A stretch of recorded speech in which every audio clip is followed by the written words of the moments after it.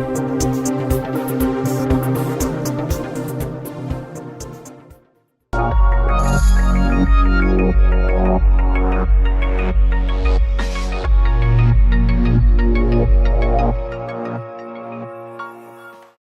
Sister Kal, Namaste, Assalamu Alaikum. My name is Farheen Khan, and you're watching the Azeeza Show. Today we have a really wonderful guest, someone that I've known for quite some time, joined the show. Her name is Sarah Jean Villa. Sarah Jean, thank you so much for being here today. One of the things that, often on the show we've had some really remarkable women come in. Some have, gone through various challenges in their lives and have been able to find a space to kind of, call their own and a way to express themselves and to try and make not just their lives, but the lives of other women a better place. And so I'm really excited. I know we met, we were just thinking like 2011 maybe? Like 2011, 2010, but I think something 2011. like that. Yeah. It's been quite a while. It's been a long time. Yeah, it's been a long time. From the intern place. Yeah, and I remember when I first met you, we had talked about your experience sort of with engaging in the shelter sort of process, right? So let's start with. I mean, I know a little bit about you, but why don't you tell us, who you are, what your story is? Sure. Well, my story is basically I got when we met. We'll start there, and then I'll add other stuff. Yeah, for sure. I got help from the intern place, which is an amazing shelter for women and children who have been leaving an abusive situation. Will be physical violence or verbal abuse. So I had someone named Stella. She helped me to get housing, safe housing, at that time in my life, because I was dealing with emotional abuse, and so I needed a safe place to live. And it wasn't until about 2009 where I started my healing journey and retraining my brain, and I had someone save my life. I was an addict, and I was addicted to cocaine, and it was very intense. And I had someone kind of come into my life and kind of retrain my brain, give me hope, be my friend, offer me all the help I needed. His name is Howard, and he's kind of been my I guess angel, or as I'd like to compare him to Dan Millman, the way of the peaceful warrior, that kind of story where the athlete goes through a hard time, and this elderly man comes and changes his mentality and the way he thinks and gets him help. That's kind of the way I see my friend Howard. So yeah, he helped me get off drugs and get to counseling and therapy and all this acupuncture and alternative healing, and so I went through this whole process of just changing the way I think to become my true self, because it was all locked away because I was sexually abused at such a young age. From 4 by someone in my family. So I mean, it just kind of escalated with other people, and had incidents in elementary school. So I was always kind of around some kind of sexual abuse, which caused me to do drugs at a very young age to kind of escape that pain. So I didn't really have much of a childhood. So it was very difficult. I didn't really have many friends. My cat was basically my best friend. So I was just, trying to fit in, being weird. My mom always dressed me up in fancy dresses, so I think that's why I always kind of wear dresses. I'm always fancy. That's just part of who I am. So kids would make fun of me because of that, and because I'm Italian, I had in European cultures, you have hair, so I get made fun of that for having hair. So it's just everything, it's just a lot to take in as a child, especially probably being sexually abused, and then hang out with the wrong crowd, hang out with people that are older than me, that I shouldn't, probably shouldn't have been hanging out with. So it just kind of all escalated. And then in 2009 is when I was pretty close to dying. So my friend that was watching me in a place that I was working in, an unsafe place, basically just told me, you have a choice, you could live or you could die. What do you want to do? And I was and I had moments where I was in my bathtub at my parents' house, ready to end my life many times. And when he told me that, I'm I want to live, I want to live, so let's do this, and he's good, because he was kind of watching me for months, and I would just kind of say hi and kind of walk away. But when he made that thing, you can either live or die, I was I'm here to do something. I'm here to do something bigger than myself. And like that's pretty much like where my healing journey started. And then when I started to kind of go through everything and connect to my true self and find my voice, where I wrote the song Just Breathe about being bullied and how guys and girls get bullied, like that just all spun in to a lot of different things. Like I went to like school for the Randolph Academy for the Performing Arts, for musical theater, and like that was before like my healing journey. So when I did all this stuff, I did like touring shows in schools for kids. So I had that like background, and then I just wanted to, like, as I was going through my healing process, like doing hot yoga and all these like alternative ways of healing, and reaching out to the intern place, and reaching out to like the Gatehouse, which is another really good organization that has helped me with their groups. I did a lot of group therapy, a lot of like working out and fitness, and like just doing everything I've never done before to heal. You know, as soon as I found out like I was sexually abused at like such a young age, I had like no desire to do any drugs. Like I knew why I did the drugs now, because I didn't realize it was that deep. So I was like, as soon as I found out I was so young, like I'm getting goosebumps, like just saying, but as soon as I realized it was so young, I was just like, I'm done. Like I don't need anything. Now I need to be me and like heal. So, and as I was going through my healing process, that's when I was like, I need to talk to kids and youth and women and people who feel alone, and share like my story, like what I've been through, and openly, like everything from like being an addict to being sexually abused to being depressed to having mental health to like post-traumatic stress, like all this stuff. And like now I have a service animal that helps. So there's just all these things that have helped me cope and live like each day.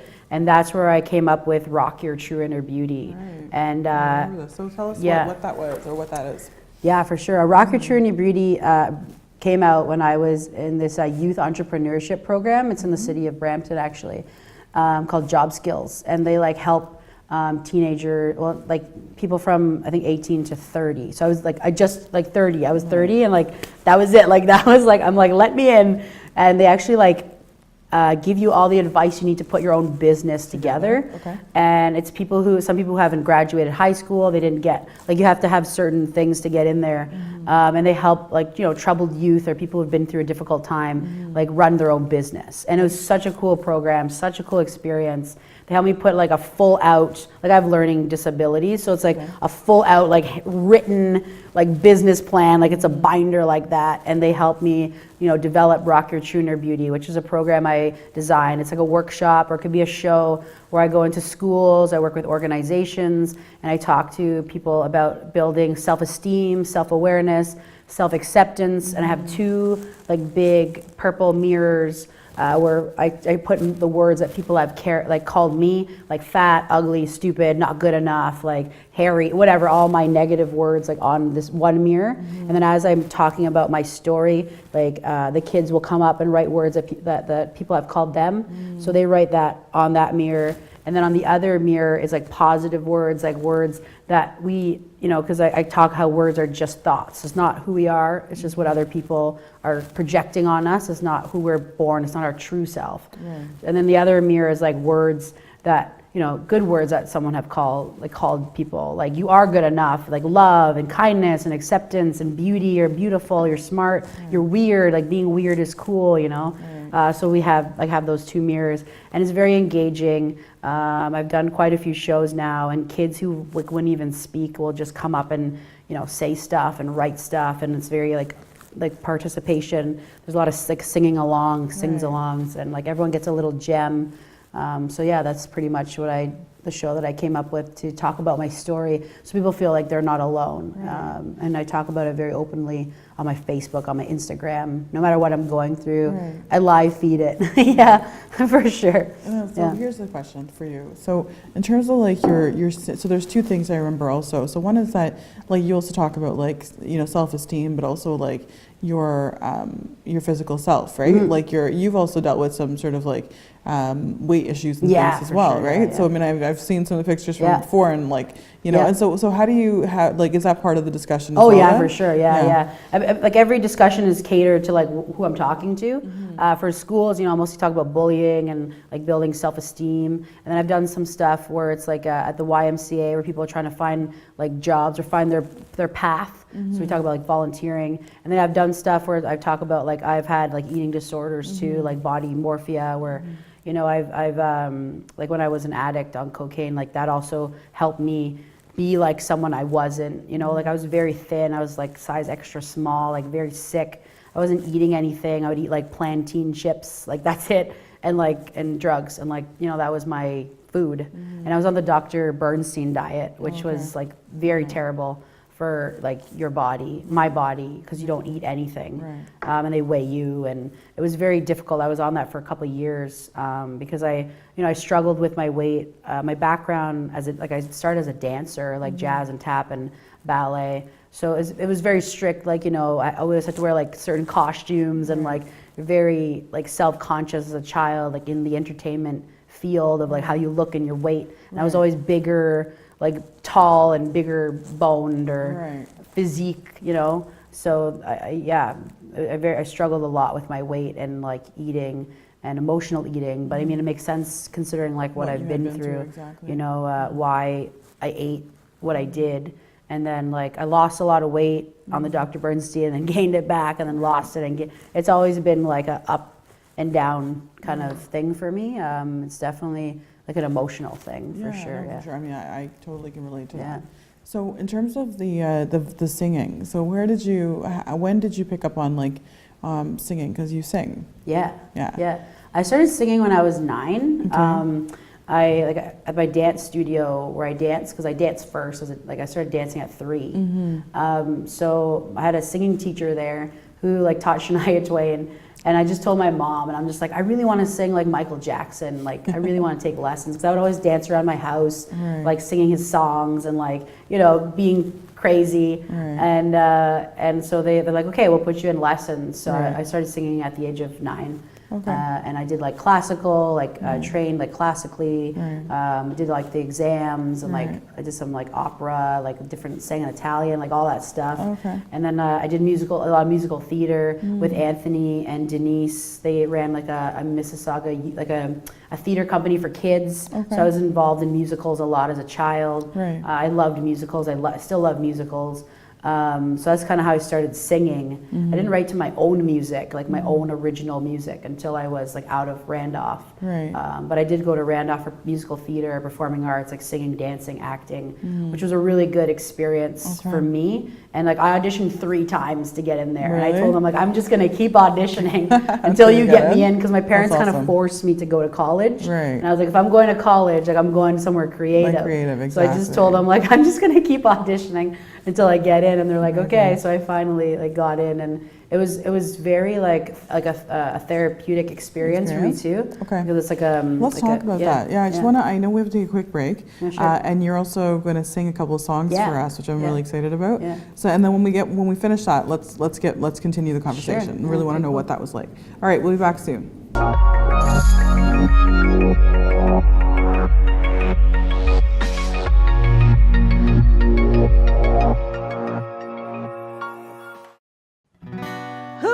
To be normal anyway. Fitting in has never been my thing. I never really tried or bothered. I like to stand alone in a crowd. I'd rather be different as well. Getting dressed up daily to rebel. Weird, weird, weird. Who wants to be normal anyway? Who wants to be perfect every day? Awkward is a better way of living. 'Cause we're the new black. 'Cause we're the new black. Always was the outcast in school. Kids bullied me, it was super cruel.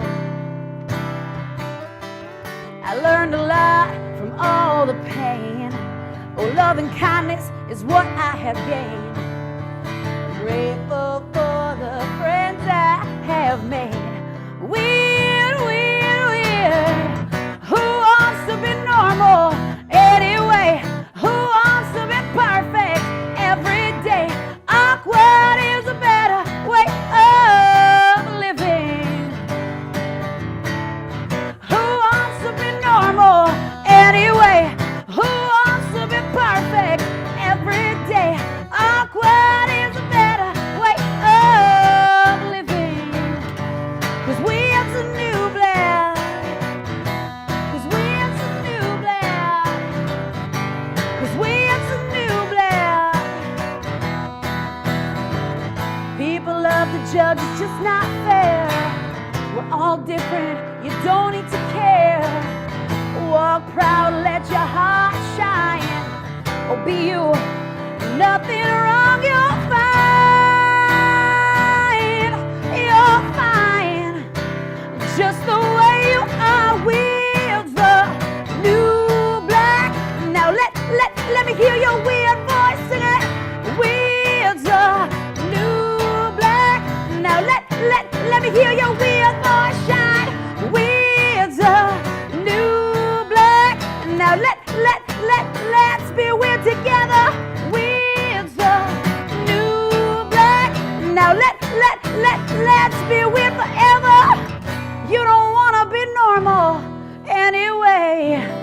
Weird, weird, weird, weird. Yeah, weird is the new black, everybody. Cool, we're gonna do one more song for you. This is called This Is Us, and here we go.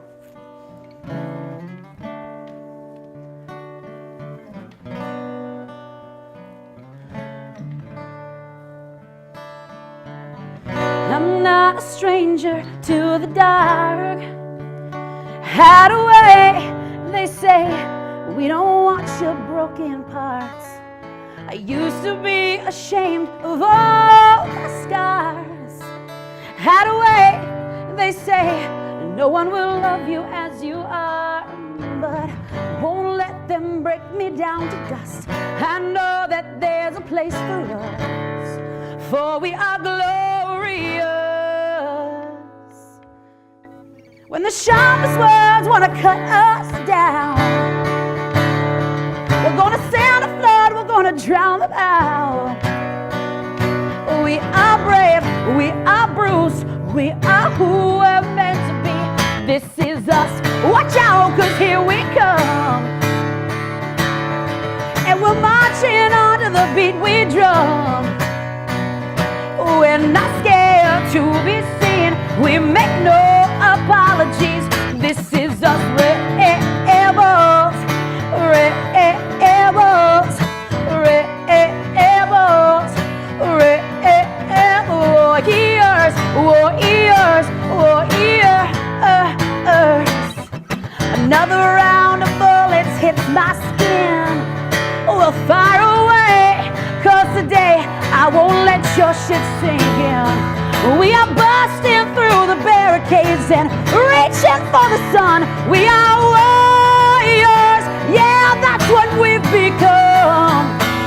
I won't let them break us down to dust. I know that there's a place for us, for we are glorious.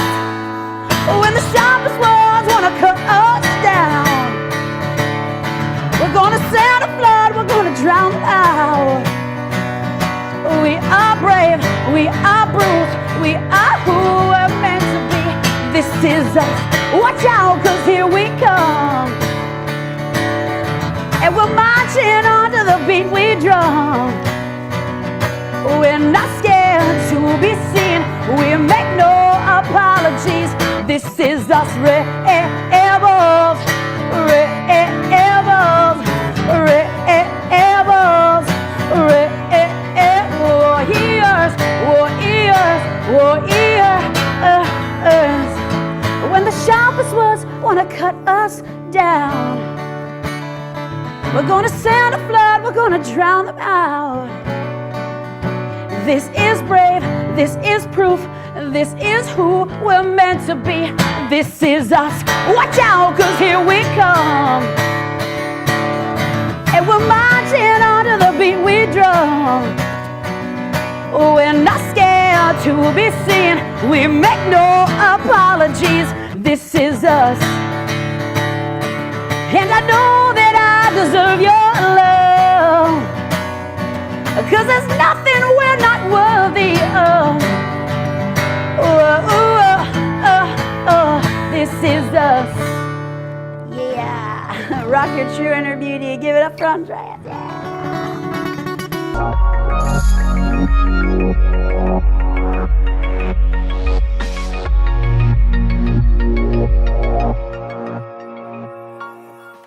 Welcome back to the Azeeza Show. My name is Farheen Khan, and today with us is Sarah Jean Villa.